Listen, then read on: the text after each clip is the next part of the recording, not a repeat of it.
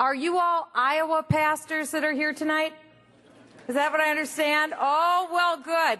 That's why I feel so at home tonight, because I'm with Iowa pastors. I don't know how many of you know, but I was born in Iowa. I was born in Waterloo, Iowa, and grew up in Waterloo. I grew up in Cedar Falls, and actually, I'm not just an Iowa. I'm a very special kind of Iowan. I'm an Iowegian. Now, who knows what an Iowegian is? Okay, there's a few of those. I'm actually even more than just an Iowan. I'm a seventh-generation Iowan. Our family goes back to the 1850s, to the first pioneers that came to Iowa from Sogn Norway, where it was about 2% of the land was tillable. And these were not dumb Norwegians. They were very smart. They heard about Iowa, and they said, it's about 100% fertile land there. Let's go to Iowa. So they came to Iowa, and they literally felled the trees and built wagons, and they plowed the fields, and they were godly people. Because there were about 80 Norwegians that went ahead of them, and they got a letter back. It was called the Muskego Manifesto.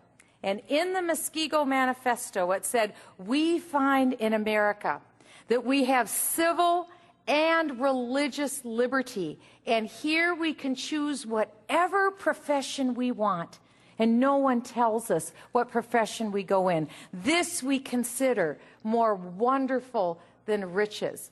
And my great-great-great-grandfather, Melker and Martha Munson, read those words along with other people in their valley, and they said, this is it.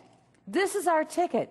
And they got in their mind and in their heart what we all now know as the American dream. And so they sold everything they had, the farm, the land, the cattle, the livestock, everything that they had. They were in their late 40s. I looked up the family history.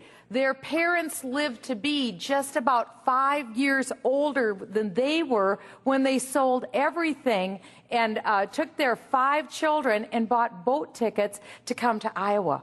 Isn't this an amazing story? This is your story, too. It isn't just my story.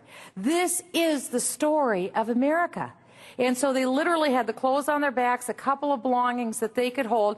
13 weeks it took to get across the ocean, to get to Quebec. But once they got to Quebec, it took almost half as long again to make it overland to finally get to Iowa, where they encountered the worst winter in 50 years.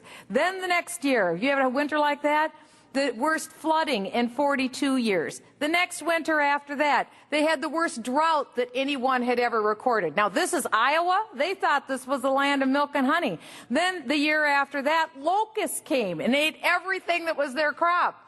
But they kept going, and they persevered, and they were people of faith, and they lived and cried and laughed and started the first Lutheran church in their area, and they were wonderful, godly men and women of faith. And I am so proud of these people of whom I am descended from. And I'm so thankful for the faith that they faithfully brought down through the family and now to the 7th generation here in the United States.